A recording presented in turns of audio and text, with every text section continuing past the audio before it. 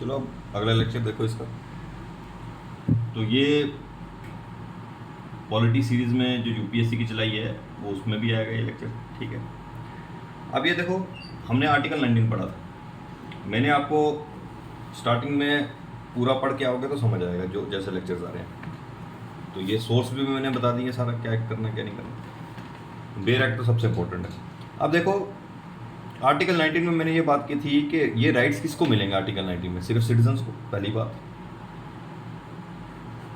और सिटीजन्स को जो राइट मिलेंगे उसमें 19(1)(a) में राइट्स हैं। क्या? Freedom of speech and expression. ये पूरा डिटेल में मैंने 19-20 मिनट का लेक्चर लिया, इस पर सारी टर्मिनोलॉजी समझाई है। और उसकी जो freedom of speech and expression है उसकी आगे 19(2) में रिस्ट्रिक्शंस हैं। कितनी रिस्ट्रिक्शंस हैं? 8 रिस्ट्रिक्शंस हैं। मतलब इन 8 रिस्ट्रिक्शंस पे 19(2) में क्या लिखा हुआ है? नथिंग इन सब क्लॉज ए ऑफ क्लॉज 1, सब क्लॉज ए ऑफ क्लॉज 1 मतलब ये वाला, सब clause a of clause 1 freedom of speech and expression shall affect the operation of any existing law. कोई एग्जिस्टिंग लॉ चल रहा हो या फिर स्टेट कोई लॉ बना सकती है, ठीक है, इस freedom of speech and expression पे रिस्ट्रिक्शन डालने के लिए। वो रिस्ट्रिक्शन कब, रीजनेबल रिस्ट्रिक्शन कब पड़ेंगी? इन 8 चीज़ों पे पड़ सकती है। ये 8 चीज़ें यहाँ पे लिखी हैं, ठीक है। अब वो 8 चीज़ें याद कैसे करनी है? एक तो तुम्हारे पेपर में आ गया था ये वाला, defamation is a reasonable restriction, ठीक है, 19(a) के। हाँ भाई, डिफेमेशन भी रीजनेबल रिस्ट्रिक्शन है। वो याद करने का क्या तरीका है? सबसे पहले मैंने ऐसे 8 करके, sovereignty and integrity of India, ये ऐड हुआ था 16th कॉन्स्टिट्यूशन अमेंडमेंट एक्ट 1963 में। दूसरा एस से ऐसे याद रखो, सोवरेनिटी एंड इंटीग्रिटी से security of India, security of the state, ठीक है ना। अब यहां पे जब वर्ड स्टेट यूज होता है ना, वो स्टेट, कंट्री, नेशन में क्या फ़र्क है, वो पॉलिटी के जो लेक्चर्स आए हैं ना, वो देखो वहाँ पे जाके, उसमें मैंने समझाया हुआ है कि स्टेट, जो पिछले लेक्चर्स आए हैं जो मैंने बताया था पॉलिटी के देखने के लिए, जो अलग प्लेलिस्ट में मेरे पड़े हुए। कंट्री एक ज्योग्राफिकल टर्म है, ठीक है, पीस ऑफ लैंड को कंट्री बोलते हैं। उसमें एक प्रॉपर सेटअप हो जाए, जब तीनों ऑर्गन्स आ जाएँ, जुडिशरी आ जाए, लेजिस्लेचर आ जाए, एग्जीक्यूटिव आ जाए, तो वो एक स्टेट बन जाती है, ठीक है। तो ये प्रॉपर सेटअप होता है, उसको स्टेट बोलते हैं। तो जब हम स्टेट की बात कर रहे हैं तो वो इंडियन स्टेट की बात कर रहे हैं, ठीक है। ये जम्मू कश्मीर, पंजाब, इन स्टेटों की बात नहीं करते हम। सिक्योरिटी ऑफ स्टेट पूरा आ जाता है, पूरे इंडिया आ जाता है, ठीक है। तो sovereignty integrity of India, security of state, तो आगे डीडीसी जहाँ पे मेंबर्स चलते हैं, यहाँ पे डीडीसी, तो उससे डीडीसी याद रख लो।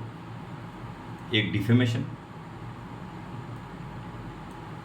एक कंटेम्प्ट ऑफ कोर्ट, एक डिसेंसी एंड मोरालिटी। ये सारी टर्म्स में समझा चुका हूँ इसके पिछले लेक्चर में, डिसेंसी और मोरालिटी, ठीक है। 3 ही हो जाएंगे, 2 ही हो गए और 3 हो रहे हैं। और ये 3 एक इकट्ठे क्यों किए कि तीनों फर्स्ट कॉन्स्टिट्यूशन अमेंडमेंट एक्ट 1951 में आए हैं। एक है friendly relation with foreign state, public order और इंसाइटमेंट ऑफ एन ऑफेंस। ये तीनों आए हैं फर्स्ट कॉन्स्टिट्यूशन अमेंडमेंट एक्ट 1951 में। तो ये 8 रिस्ट्रिक्शन याद रखनी है आपने, ये पेपर में आएगी, यूपीएससी में भी, किसी भी पेपर में। अब ऐसे ट्रेंड है भाई, ये मेन कॉन्स्टिट्यूशन है, जो कॉन्स्टिट्यूशन ऑफ इंडिया ये है, ठीक है ना। वो जो तुम पढ़ते हो वो समरी है, लक्ष्मीकांत क्या है, समरी। मेन कॉन्स्टिट्यूशन क्या है? मेन कॉन्स्टिट्यूशन ये है, बेयर एक्ट मेन होता है, ठीक है। वो तुम्हें समझना है, बेयर एक्ट कि इसकी वर्डिंग क्या है, वो मैं समझा रहा हूं तुम्हें। अब मैंने ये बोला freedom of speech and expression absolute नहीं है कि तुम कुछ भी बोलो। गवर्नमेंट कानून ला के उस पर रिस्ट्रिक्शन लगा सकती है इन 8 चीज़ों पे। सरकार कोई भी कानून ला के इन 8 चीज़ों पे रिस्ट्रिक्शन लगा सकती है। ये 8 चीज़ें ये हैं, security of state, sovereignty integrity, defamation, contempt of court, decency और मोरालिटी, फंडामेंटल राइट विद ये फंडामेंटल राइट विद फॉरेन, तो उसके फ्रेंडली रिलेशन क्या है इसको, ठीक है। तो इन पे friend relation with foreign state, public order और इंसाइटमेंट ऑफ एन ऑफेंस। तो ये 8 चीज़ें हैं। दूसरे में sovereignty and integrity of India, security of state, friend relation with foreign states, public order, decency और morality, contempt of court, defamation और incitement of an offence, ये 8 चीज़ें दी हैं इसकी रिस्ट्रिक्शन क्लॉज 2 में, ठीक है। अब वैसे ही अब हम बात करते हैं 19(1)(b). 19(1)(b) क्या बोलता है? सेम चीज, to assemble peacefully and to assemble peacefully,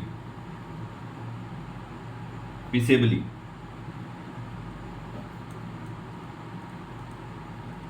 and without arms. कहीं भी पीसफुली तुम असेंबल हो सकते हो विदाउट आर्म्स, ठीक है, ये बी में दिया है, ठीक है, ये यहां पे बेयर एक्ट में। और इसकी रिस्ट्रिक्शन, इसको समझाऊंगा, इसकी रिस्ट्रिक्शन दी है 19 क्लॉज 3 में। अब बी से याद रख लो, ए बी 2, तो रिस्ट्रिक्शंस भी इसकी 2 हैं। कौन कौन सी रिस्ट्रिक्शंस हैं?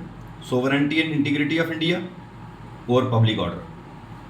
Sovereignty and integrity of India और पब्लिक ऑर्डर, यही 2 रिस्ट्रिक्शंस हैं। मतलब इन्हीं 2 रिस्ट्रिक्शंस पे यही 2 के लिए कानून बना सकती है स्टेट। तो यही क्या लिखा है? नथिंग इन सब क्लॉज बी, ये सब clause B of set clause ये 19(1) shall affect the operation of any existing law, कोई कानून ऐसा चल रहा हो, ठीक है, या फिर in so far as it imposes prevent the state from making any law, कोई ऐसा वो स्टेट को प्रिवेंट भी नहीं कर सकता कोई कानून बनाने से। किस पे कानून बना सकती हैं? जब sovereignty and integrity of India की बात हो तब वो कानून बना सकती है, तुम्हारा ये वाला राइट रोक सकती है, असेंबल पीसफुली विदाउट आर्म्स वाला। दूसरी, पब्लिक ऑर्डर की बात आ जाए तो ये रीजनेबल रिस्ट्रिक्शंस हैं। मतलब यहाँ पे उसको 3 में फुल पावर सरकार को देता है कि अगर ये 2 काम हो, सोवरेनिटी एंड इंटीग्रिटी की बात हो या पब्लिक ऑर्डर की बात हो, ठीक है, लॉ एंड ऑर्डर प्रॉब्लम खराब हो सकते हैं, तो फिर असेंबली भी रोक दी जाती है, असेंबल पीसफुली भी नहीं होने देते, ठीक है, ये 2 हैं। तो अब हर एक का रिस्ट्रिक्शन याद रखनी पड़ेगी तुम्हें, क्योंकि अब ऐसे आ रहे हैं भैया पेपर, चाहे यूपीएससी की बात करो चाहे तुम स्टेट सिविल सर्विसेज की बात करो, ऐसे आ रहे हैं। देखो 19(1)(a) में रिस्ट्रिक्शन पूछ ली, कल को 19(1)(b) में रिस्ट्रिक्शन पूछ लेगा, 19(1)(c) में पूछ लेगा, डी में पूछ लेगा, ई में पूछ लेगा और जी में पूछ लेगा। एफ राइट टू प्रॉपर्टी हट गया था, ठीक है, अब वो लीगल राइट या कॉन्स्टिट्यूशनल राइट है 300(a) में, वो बाद में बात करेंगे उसकी, ठीक है। इनहेरेंट राइट में सारे में आर्टिकल 19 के डिस्कस कर चुका हूँ। वैसे इनहेरेंट राइट आर्टिकल 21 के हैं, तो अब वो ऐसे पूछ रहा है बेयर एक्ट से, तो तुम्हें भी अपनी तैयारी चेंज करनी है ना, इस ढंग से करो। पिछले पेपर ही सब कुछ है तुम्हारे लिए, प्रीवियस ईयर क्वेश्चंस, तो इसलिए देखो, पहला उसको देखो, टेस्ट सीरीज पे मत जंप करो। अब यहां पे मैंने जो बात की है भैया 15-16 क्वेश्चन है फ्री के, एक बार ये 1 टाइम इन्वेस्टमेंट है इसकी बस। अब वही बात जो मैंने कर चुका हूं, क्या है 19(b) क्या बात करता है? Right to assemble peaceably and without arms. वो क्लॉज 3 में रिस्ट्रिक्शन दी है। रिस्ट्रिक्शन 2 चीज़ों में, एक सोवरेनिटी एंड इंटीग्रिटी, क्योंकि जब भी पब्लिक ऑर्डर की बात आएगी तो असेंबली चाहे पीसफुल हो चाहे विदाउट आर्म्स हो, अगर हमें लगे ये माहौल ख़राब हो सकता है तो वो रिस्ट्रिक्शन हम उस पर असेंबली पे डाल सकते हैं, चाहे वो पीसफुल असेंबली हो विदाउट आर्म्स हो, ठीक है। पब्लिक ऑर्डर की बात आ गई या फिर सोवरेनिटी एंड इंटीग्रिटी की बात आ जाए इंडिया की, तभी हम ये कर सकते हैं, ठीक है। तो सोवरेनिटी इंटीग्रिटी ऑफ इंडिया ये 16 अमेंडमेंट एक्ट 1963 में आया था।